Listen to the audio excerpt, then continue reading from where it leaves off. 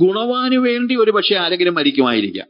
ഗുണവാന് വേണ്ടി എന്ന് പറഞ്ഞു കഴിഞ്ഞാൽ റിലേറ്റഡ് ആയിട്ടുള്ള ഒരു പക്ഷേ മക്കൾക്ക് വേണ്ടി മരിക്കുന്ന അമ്മമാരും ഒക്കെ നമ്മൾ കേട്ടിട്ടുണ്ടല്ലോ അല്ലേ? അങ്ങനത്തെ ഒത്തിരി സ്റ്റോറീസ് ഉണ്ട്. പഞ്ചാബിൽ പണ്ട് ടെററിസ്റ്റ് അറ്റാക്ക് ഉണ്ടായ സമയത്ത് ഒരു മനുഷ്യൻ പറഞ്ഞ ഒരു കഥയല്ല നടന്ന ഒരു സംഭവമാണ്. അന്ന് ഈ ടെററിസ്റ്റുകൾ കയറിയിട്ട് വണ്ടികളൊക്കെ, ഞാൻ ആ സമയത്തൊക്കെ പഞ്ചാബിൽ പോയിട്ടുണ്ട്, നേരെ വണ്ടിയിലേക്കൊക്കെ ചെന്നിട്ട് AK-47 കൊണ്ട് ചുമ്മാ നിൽക്കുന്നവരെ മുഴുവൻ അങ്ങ് വെടിവെച്ചിട്ട് വണ്ടി തടഞ്ഞു നിർത്തുക, കയറുക, എല്ലാവരെയും കൊല്ലുക, അങ്ങനെ ഭീതി വിതയ്ക്കുന്നതായ ചില കാര്യങ്ങൾ. അപ്പൊ അങ്ങനെ ഒരു വണ്ടിയിലുണ്ടായിരുന്ന ഒരു വ്യക്തി, അതായത് ആ വണ്ടിയിലുണ്ടായിരുന്ന മിക്കവരും മരിച്ചു, ഇയാൾ രക്ഷപ്പെട്ടു. ഇയാൾ രക്ഷപ്പെട്ടിട്ട് എന്താ സംഭവിച്ചതെന്ന് അയാൾ പറയുകയാണ്, കരഞ്ഞോണ്ടാ പറയുന്നത്. നമ്മളെങ്കിൽ ഞാൻ വണ്ടിയിൽ നിൽക്കുകയാണ്, സീറ്റെല്ലാം ഫുള്ളാ, പെട്ടെന്ന് വണ്ടി തടഞ്ഞു നിർത്തി, ടെററിസ്റ്റുകൾ, ആതങ്കവാദികൾ തോക്കും കൊണ്ടും കയറി. പിന്നെ ഞാൻ ആകെ കേട്ടത് വെടിയൊച്ച ശബ്ദമാണ്, വേറെ ഒന്നുമില്ല. എന്നെ ഒരാൾ പെട്ടെന്ന് വിളിച്ച് താഴെ ഇട്ടു. ആരോ എന്റെ മണ്ടയ്ക്ക് കിടക്കുകയാണ്, ഞാൻ താഴെ കിടക്കുക, എനിക്കൊന്നും കേൾക്കാൻ വയ്യ, എനിക്ക് ആകെപ്പാടെ വെടിയൊച്ച മാത്രമേ കേൾക്കത്തുള്ളൂ. കുറെ കഴിഞ്ഞപ്പോൾ വെടിയൊച്ചകളെല്ലാം നിന്നു.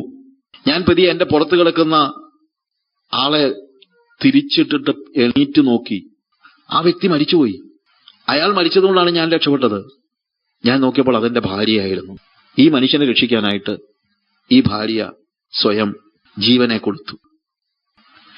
ഗുണവാന് വേണ്ടി മരിക്കുന്നത് ഒരുപക്ഷെ മരിച്ചേക്കാം. നീതിമാന് വേണ്ടി മരിക്കുന്നത് ദുർലഭം. ഒരുത്തൻ നീതിമാനാണെന്നുള്ള ഒറ്റ കാരണത്താൽ എനിക്ക് ബന്ധമൊന്നുമില്ലാത്ത, ഞാൻ കണ്ടിട്ടില്ലാത്ത ഒരാൾക്ക് വേണ്ടി ചാകാനൊന്നും ഞാൻ തയ്യാറാകുന്നത് അത്ര സ്വാഭാവികമല്ല. ഒരുപക്ഷെ ഗുണവാനായ എന്റെ മക്കൾക്ക് വേണ്ടിയോ എന്റെ ഭാര്യയ്ക്ക് വേണ്ടിയോ അല്ലെങ്കിൽ ഭർത്താവിന് വേണ്ടിയോ ഒക്കെ മരിക്കുന്നത് ഒരുപക്ഷെ സംഭവിച്ചേക്കാം. പക്ഷെ യേശുവിന്റെ കാര്യം അങ്ങനെയല്ല. യേശുവിന് ഞാനൊരു അനിവാര്യത ആയതുകൊണ്ടൊന്നുമല്ല യേശു മരിച്ചത്.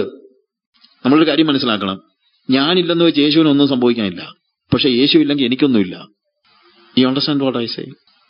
ഞാൻ ഇച്ചിരി കടത്തി അങ്ങ് പറയുകയാണ്, പക്ഷേ ദാറ്റ് ഈസ് എ ഫാക്ട്. ഞാൻ എന്ന് പറയുന്ന ഒരു വ്യക്തി ഇല്ലെങ്കിൽ യേശുവിന് എന്ത് സംഭവിക്കാനാ? ഞാൻ യേശുവിന് ഒരു അനിവാര്യതയല്ല. I am not inevitable for God, but God is inevitable for me. ദൈവം ഇല്ലെങ്കിൽ എനിക്കൊന്നുമില്ല. ഞാനില്ലെന്ന് പറഞ്ഞ് യേശുവിന് എന്നെ പറ്റാനാ? പക്ഷേ യേശുവിനെ നിഷേധിച്ചിരുന്ന എന്റെ ജീവിതത്തിലേക്ക്, യേശുവിനെ ഉപേക്ഷിച്ച എന്റെ ജീവിതത്തിലേക്ക്, ഞാൻ പാപിയായിരുന്നപ്പോൾ, ഞാൻ റിബല്യസ് ആയിരുന്നപ്പോൾ, എന്തോന്ന് യേശു ആർക്ക് വേണം എന്ന് പറഞ്ഞ ഭൂമിയുടെ പിശാചിന്റെ പിന്നാലെ ഓടി നടന്നതായ എന്നെ എനിക്ക് വേണ്ടി യേശു മരിച്ചു. അതാണ് യേശുവിന്റെ മരണത്തിന്റെ പ്രത്യേകത. ഞാൻ നീതിമാനായിരുന്നപ്പോഴല്ല, ഞാൻ ഗുണവാനായിരുന്നപ്പോഴുമല്ല. I was not righteous. ഞാൻ ഒരിക്കലും നീതിയുള്ളവനായിരുന്നില്ല. Even I was not inevitable for Jesus. ഞാൻ റൈച്ചസും ആയിരുന്നില്ല, അതും നമ്മൾ മനസ്സിലാക്കണം. I was not a good man. I was not inevitable for God. യേശുവിന് ഞാനില്ലെങ്കിൽ എന്ത് സംഭവിക്കാൻ? ഒന്നുമില്ല. എന്നിട്ടും കീടമായിരുന്ന, നിഷേധിയായിരുന്ന, പാപിയായിരുന്ന, ദൈവത്തെ നിഷേധിച്ച, ഇരുളിനെ സ്നേഹിച്ച, പിശാചിന്റെ സന്തതിയായിരുന്ന എന്നെ, ഞാൻ പിശാചിന്റെ സന്തതി ആയിരിക്കുമ്പോൾ തന്നെ യേശു മരിച്ചു. ഞാൻ പിശാചിനെ സ്നേഹിച്ചപ്പോൾ തന്നെ യേശു എനിക്ക് പകരമായിട്ട് മരിച്ചു. ആ സ്നേഹം കൊണ്ട് ഞാൻ എന്ത് ചെയ്യണം? മറ്റുള്ളവരെ സ്നേഹിക്കണം. യേശുവിന്റെ സ്നേഹത്തിന്റെ പ്രത്യേകത ഏതാണ്? ഹല്ലേലൂയ. നമ്മളത് മനസ്സിലാക്കുന്നുണ്ടോ? ആ രീതിയിലുള്ള സ്നേഹം നമ്മിൽ വ്യാപരിക്കുന്നുണ്ടോ? ഞാൻ പറഞ്ഞല്ലോ, യേശു ഭൂമിയിൽ 3.5 വർഷം ശിഷ്യന്മാരോട് കൂടെ ഉണ്ടായിരുന്നു. കർത്താവ് പറയാണ്, ഞാനിപ്പോ ഒരു സ്ഥലത്തേക്ക് പോവുകയാണ്, എന്റെ പിതാവിന്റെ അടുത്തേക്ക്. ഇനി കുറച്ച് നാളത്തേക്ക് ഫിസിക്കൽ ആയിട്ട് ഞാൻ നിങ്ങളുടെ അടുത്ത് ഇല്ല, പക്ഷെ നിങ്ങൾ എങ്ങനെ ജീവിക്കണമെന്ന് ഞാൻ പറഞ്ഞു തരാം. ഞാൻ ഈ 3.5 വർഷം നിങ്ങളെ പഠിപ്പിച്ചില്ലേ ഞാൻ എങ്ങനെയാണ് സ്നേഹിക്കുന്നതെന്ന്, എന്റെ സ്നേഹം എങ്ങനെയാണെന്ന്. ആ സ്നേഹം കൊണ്ട് നിങ്ങൾ അന്യോന്യം സ്നേഹിപ്പിൻ. പ്രിയമുള്ളവരെ, അതുകൊണ്ടാണ് നമ്മൾ യേശുവിന്റെ സ്നേഹത്തെക്കുറിച്ച് ഇത്രയും പഠിക്കാനായിട്ട് പരിശ്രമിച്ചത്. യേശു കാൽവറി ക്രൂശിൽ മരിച്ചു എന്നൊക്കെ പറഞ്ഞ് പെട്ടെന്ന് ഉഴപ്പി പറയാൻ എളുപ്പമാണ്. പക്ഷെ തിങ്ക് അബൌട്ട് ഹിസ് ലൈഫ്. അവന്റെ ലൈഫില് അവൻ മരിച്ചത് അവന്റെ സ്നേഹത്തിന്റെ പ്രദർശനമാണ്, അത് നമുക്കറിയാം. പക്ഷെ അവന്റെ ജീവിതത്തിലും അവൻ 33 വർഷം ഈ ഭൂമിയിൽ ജീവിച്ചത് അവൻ സ്നേഹത്തിലാണ് ജീവിച്ചത്. അവൻ എല്ലാവരെയും സ്നേഹിച്ചു. ദൈവം സ്നേഹം തന്നെ. ആ സ്നേഹം യേശുവിന്റെ ജീവിതത്തിൽ നിന്ന് മനസ്സിലാക്കുമ്പോഴാണ് നമുക്ക് അവനെ അനുകരിക്കുവാൻ കഴിയുന്നത്, അവന്റെ പിന്നാലെ പോകുവാൻ, അവന്റെ ചുവടുകൾ വയ്ക്കുവാൻ കഴിയുന്നത്. ഞാൻ പറഞ്ഞല്ലോ, അവനൊരു മാതൃക വെച്ചിരിക്കുകയാണ്. അവന്റെ മരണം സ്നേഹത്തിന്റെ പ്രകാശനമാണ്. അതിൽ വലിയ സ്നേഹം ലോകത്തിൽ ആർക്കും ഉണ്ടായിട്ടില്ല.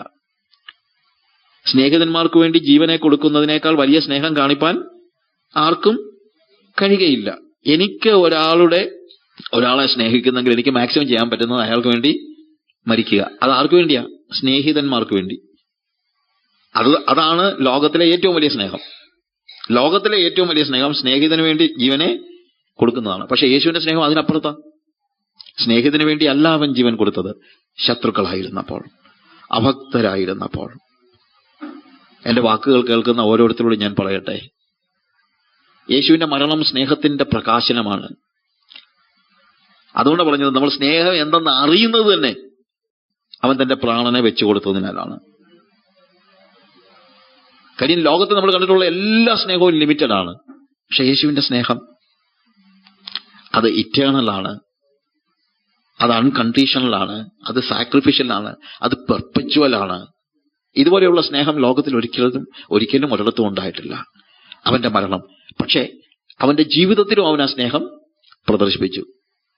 അതുകൊണ്ട് അവന്റെ ജീവിതത്തിൽ അവൻ പ്രകാശിപ്പിച്ച സ്നേഹത്തിന്റെ ഓരോ മുകുളങ്ങൾ എടുത്ത് നമ്മൾ പഠിക്കുമ്പോൾ, എന്തിനാണത്? ഞാൻ നിങ്ങളെ സ്നേഹിച്ചതുപോലെ നിങ്ങൾ അന്യോന്യം സ്നേഹിപ്പിൻ. അതുകൊണ്ടാണ് ഞാൻ പറഞ്ഞത്, ക്രിസ്തു അഭക്തരായിരുന്നപ്പോൾ നമുക്ക് വേണ്ടി മരിച്ചു. അതാണ് നമ്മൾ കാണുന്നത്.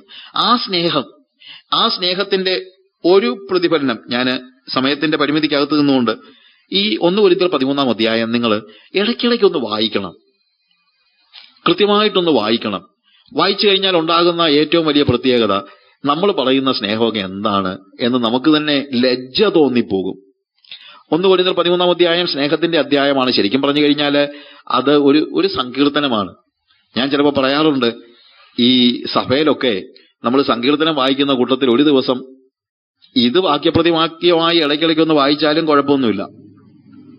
സങ്കീർത്തനം തന്നെ വായിച്ച്, പഴയ നിയമത്തിലെ സങ്കീർത്തനം തന്നെ വായിക്കണം നിർബന്ധമില്ല. സങ്കീർത്തനം വായിക്കണം, നല്ല കാര്യം കേട്ടോ. I love it. ഞാൻ സങ്കീർത്തനം ഭയങ്കരമായിട്ട് ഇഷ്ടപ്പെടുന്ന ആളാണ്. സങ്കീർത്തനത്തെ കുറിച്ച് ഒരു ബുക്ക് പോലും ചെയ്തിട്ടുണ്ട്. പക്ഷേ ഞാൻ പറഞ്ഞതെന്ന് ചോദിച്ചു കഴിഞ്ഞാൽ, പുതിയ നിയമത്തിലെ ഇങ്ങനെയുള്ള വേദഭാഗങ്ങളും കൂടെ നമ്മൾ എന്ത് ചെയ്യണം? നമ്മുടെ സഭായോഗത്തിന് വായിക്കാനായിട്ട് നമ്മൾ തിരഞ്ഞെടുക്കണം. അതിന് ഒരു ഭാഗമാണ് 13 അധ്യായം, 1 കൊരിന്ത്യർ 13 അധ്യായം. അവിടെ നമ്മൾ വായിക്കുമ്പോൾ അതിന്റെ പശ്ചാത്തലം കൂടെ നമ്മളൊന്ന് അറിഞ്ഞാലേ നമുക്ക് അതിന്റെ അർത്ഥം ശരിക്കും ഗ്രഹിക്കാൻ പറ്റുള്ളൂ. ഒന്നാമത് അവിടെ പറയുന്നത്, ഞാൻ മനുഷ്യരുടെയും ദൂതന്മാരുടെയും ഭാഷയിൽ സംസാരിച്ചാലും എനിക്ക് സ്നേഹമില്ല എങ്കിൽ ഞാൻ മുഴങ്ങുന്ന ചെമ്പോ ചിലമ്പുന്ന കൈത്താളമോ അത്രേ. എനിക്ക് പ്രവചനപരമുണ്ടായിട്ട് സകല മർമ്മങ്ങളും സകല ജ്ഞാനവും ഗ്രഹിച്ചാലും മലകളെ നീക്കുവാൻ തക്ക വിശ്വാസമുണ്ടായാലും സ്നേഹമില്ല എങ്കിൽ ഞാൻ ഏതുമില്ല. എനിക്കുള്ളതെല്ലാം അന്നദാനം ചെയ്താലും എന്റെ ശരീരം ചുടുവാൻ ഏൽപ്പിച്ചാലും സ്നേഹമില്ല എങ്കിൽ എനിക്ക് ഒരു പ്രയോജനവും ഇല്ല. സ്നേഹമാണ് എല്ലാത്തിനേക്കാളും വലുത് എന്നിവിടെ പറയുകയാണ്. സ്നേഹമാണ് എല്ലാത്തിനേക്കാളും വലുത് എന്ന് പറഞ്ഞു കഴിഞ്ഞാൽ ബാക്കിയൊന്നും വേണ്ട എന്നല്ല അതിന്റെ അർത്ഥം.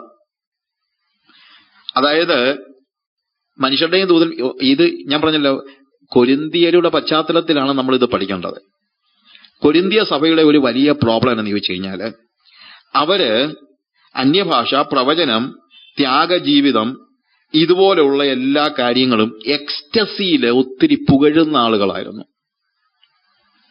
കൊരിന്ത്യ സഭയുടെ ഒരു പ്രത്യേകത, എക്സ്റ്റസിയിലും ഇതുപോലുള്ള കാരിസ്മാറ്റിക് ഗിഫ്റ്റ്സിലും ഒത്തിരി പുകഴുന്ന ആളുകളായിരുന്നു. അതുതന്നെയല്ല, അങ്ങനെയുള്ളവർ മറ്റുള്ളവരെക്കാൾ സ്പിരിച്വൽ ആണെന്നുള്ള ഒരു ചിന്തയും ഇവർക്ക് ഉണ്ടായിരുന്നു. അതുകൊണ്ട് വെട്ടിപൊട്ടുന്നത് പോലെ 4 അന്യഭാഷ പറഞ്ഞു കഴിഞ്ഞാൽ അവര് മിണ്ടാതിരുന്ന് സ്തോത്രം ചെയ്യുന്നവരെക്കാൾ വലിയവരാണെന്നുള്ള ചിന്ത അവർക്കുണ്ടായിരുന്നു. ഇപ്പോഴും അങ്ങനെ ഉള്ളവരുണ്ട്.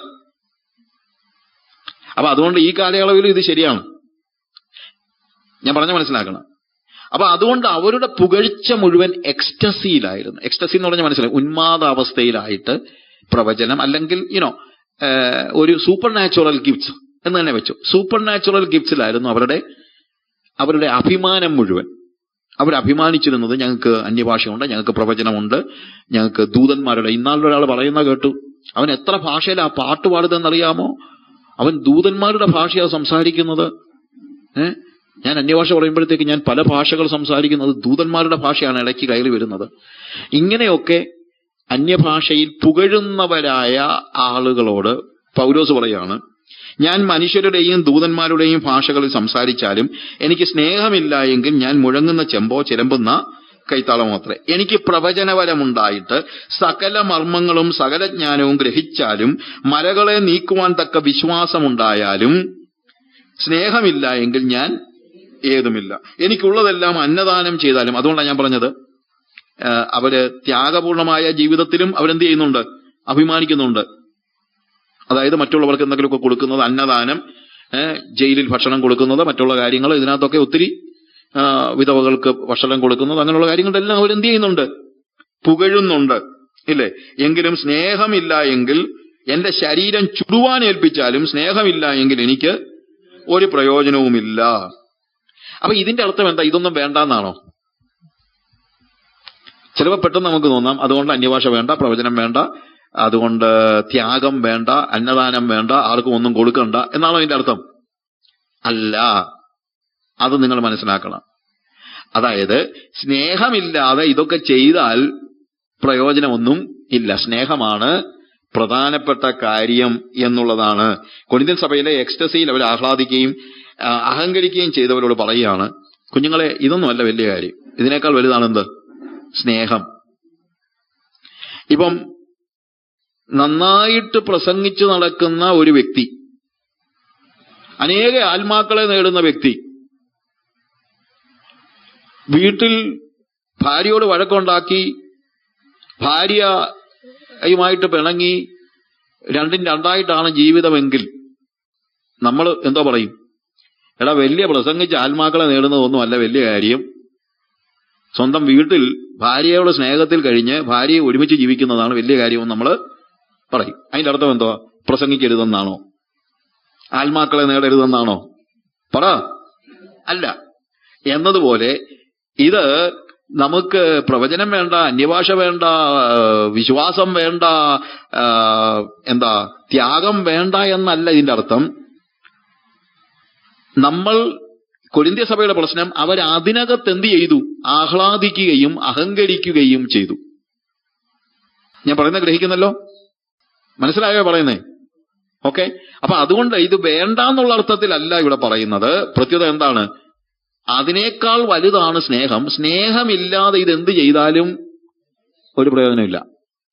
സ്നേഹമില്ലാതെ ഞാൻ എത്ര അന്യഭാഷ പറഞ്ഞാലും മനുഷ്യരുടെയും ദൂതന്മാരുടെയും ഭാഷയിൽ സംസാരിച്ചാലും സ്നേഹമില്ലെങ്കിൽ ഒരു കാര്യവുമില്ല.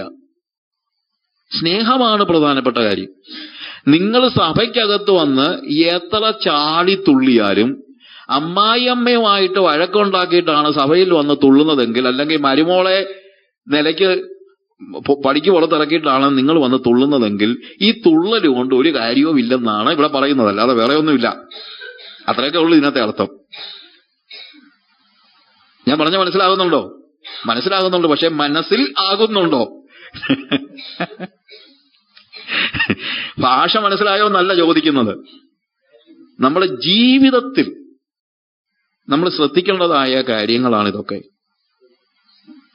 നമുക്കിന്നത്തെ ഒരു വലിയ പ്രശ്നമാണ്, സഭയിൽ 2.5 മണിക്കൂർ 3 മണിക്കൂർ നമ്മൾ ചെയ്യുന്ന കാര്യങ്ങളാണ് ബാക്കി 166 മണിക്കൂർ അല്ലെങ്കിൽ 165 മണിക്കൂർ നമ്മൾ ചെയ്യുന്നതിനേക്കാൾ വലുതായി നമ്മൾ കാണുന്നത്. ഒരു കാര്യം ഞാൻ പറയാം, ദൈവം നമ്മളെ ചേർക്കുന്നത്, ദൈവം നമ്മുടെ മാർക്കിടുന്നത് സഭയ്ക്കുള്ളിൽ നമ്മൾ എന്ത് ചെയ്യുന്നു എന്നതിന്റെ അടിസ്ഥാനത്തിലല്ല, സഭയ്ക്ക് പുറത്ത് നമ്മൾ അങ്ങനെ ജീവിക്കുന്നു എന്നതിന്റെ അടിസ്ഥാനത്തിലാണ്.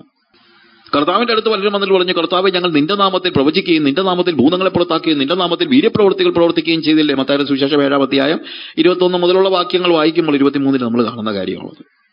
കർത്താവ് പറഞ്ഞു, ഞാൻ നിങ്ങളെ ഒരു നാളും അറിഞ്ഞിട്ടില്ല, അധർമ്മം പ്രവർത്തിക്കുന്നവരെ നിങ്ങൾ എന്നെ വിട്ടുപോകുവിൻ. അപ്പൊ എങ്ങനെയുള്ളവരാണ്? അവർ പ്രവചിക്കുന്നവരാണ്, ഭൂതങ്ങളെ പുറത്താക്കുന്നവരാണ്, വീര്യപ്രവൃത്തികൾ പ്രവർത്തിക്കുന്നവരാണ്, അത്ഭുതങ്ങൾ നടത്തുന്നവരാണ്. പക്ഷെ ഇതെല്ലാം സഭയ്ക്കകത്താ. സഭയ്ക്ക് പുറത്തോ? അധർമ്മം പ്രവർത്തിക്കുന്നവരാണ്. കർത്താവ് പറഞ്ഞു, നീ ഇത് ചെയ്തതൊന്നും ഞാൻ കാണുന്നില്ല. ഞാൻ നോക്കുമ്പോഴെല്ലാം കാണുന്നത് സഭയ്ക്ക് പുറത്ത് നീ കാണിച്ച അധർമ്മമാണ്. ഇത് വലിയൊരു പാഠമാണ്, നമ്മൾ മനസ്സിലാക്കേണ്ട ഒരു പാഠമാണ്.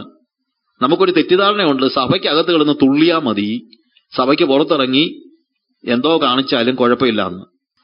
സ്നേഹമില്ലെങ്കിൽ വലിയ വലിയ കാര്യം, നിങ്ങൾ വ്യഭിചാരമൊന്നും ചെയ്യണമെന്ന് നിർബന്ധമൊന്നുമില്ല, കൊലപാതകം ചെയ്യണമെന്ന് നിർബന്ധമില്ല. സ്നേഹമില്ലെങ്കിൽ അവിടെ എഴുതിയിരിക്കുന്നത്, ഞാൻ മുഴങ്ങുന്ന ചെമ്പോ ചിലമ്പുന്ന കൈത്താളമോ അത്രേ ഉള്ളൂ. ഞാൻ പറഞ്ഞല്ലോ, ഇതുകൊണ്ട് ആരും ചിന്തിക്കരുത് കൃപാവരങ്ങൾ ആവശ്യമില്ല എന്ന് ചിന്തിക്കരുത്. പക്ഷേ കൃപാവരങ്ങളല്ല പ്രധാനം, എന്റെ ക്യാരക്ടറാണ് പ്രധാനം. വൃക്ഷത്തെ എങ്ങനെയാണ് അറിയുന്നത്? ഫലം കൊണ്ടാണ്, അല്ലാതെ അതിന്റെ വരങ്ങൾ കൊണ്ടല്ല. That is the biggest problem. നമ്മൾ തിരിച്ചറിയേണ്ട വലിയൊരു യാഥാർത്ഥ്യമാണ്. വരങ്ങൾ നല്ല കാര്യമാണ്. ഞാൻ എല്ലാ കാരിസ്മാറ്റിക് ഗിഫ്റ്റ്സും എക്സസൈസ് ചെയ്യുന്ന ആളാണ്. എനിക്ക് എതിരൊന്നുമല്ല, ഞാൻ എതിരായിട്ടുള്ള ആളൊന്നുമല്ല. അതുകൊണ്ട് പൗലോസ് പറയുകയാണ്, കൊരിന്ത്യയിലെ എന്റെ പ്രിയപ്പെട്ട വിശ്വാസികളെ, നിങ്ങൾ ഈ കൃപാവരങ്ങളിൽ അമിതമായിട്ട് പുകഴരുത്. അതൊക്കെ ദൈവം നിങ്ങൾക്ക് പകുത്തു തരുന്ന വരങ്ങൾ എന്നുള്ളതേ ഉള്ളൂ. വരം എന്ന് പറഞ്ഞാൽ അതിന്റെ അർത്ഥം ഗിഫ്റ്റ്. കാരിസ്മാറ്റ എന്ന് പറഞ്ഞു കഴിഞ്ഞാൽ ഗിഫ്റ്റ് ഓഫ് ഗ്രേസ് എന്നാണ്. ഗ്രേസ് ഗിഫ്റ്റ്സ് ആണ്. ഗിഫ്റ്റ് തന്നെ നമുക്ക് കിട്ടുന്നത് നമ്മുടെ റിവാർഡല്ല. നമ്മുടെയൊക്കെ ചിന്ത ഇത് റിവാർഡാണെന്നാണ്. പെന്തക്കോസ്തുകാർക്ക് പറ്റിയിരിക്കുന്ന ഒരു വലിയ പ്രശ്നം, അന്യഭാഷ നിന്റെ വിശുദ്ധിക്കുള്ള ഒരു റിവാർഡായിട്ട് ദൈവം തന്നെന്നാണ് നിങ്ങളുടെയൊക്കെ ചിന്ത.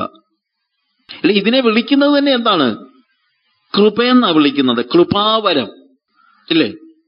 നമുക്കൊരു ചിന്തയുണ്ട്, നമ്മൾ വിശുദ്ധിയോടെ ജീവിച്ചാൽ കുറച്ച് കഴിയുമ്പോൾ നമുക്ക് അന്യഭാഷ കിട്ടും, പിന്നെയും വിശുദ്ധിയോടെ ജീവിച്ചാൽ പ്രവചനവരം കിട്ടും, കുറെ കൂടെ വിശുദ്ധിയോടെ ജീവിച്ചു കഴിഞ്ഞാൽ നമ്മൾ പ്രാർത്ഥിച്ചാൽ രോഗികൾ സൗഖ്യമാകും, കുറെ കൂടെ വിശുദ്ധിയോടെ ജീവിച്ചു കഴിഞ്ഞാൽ.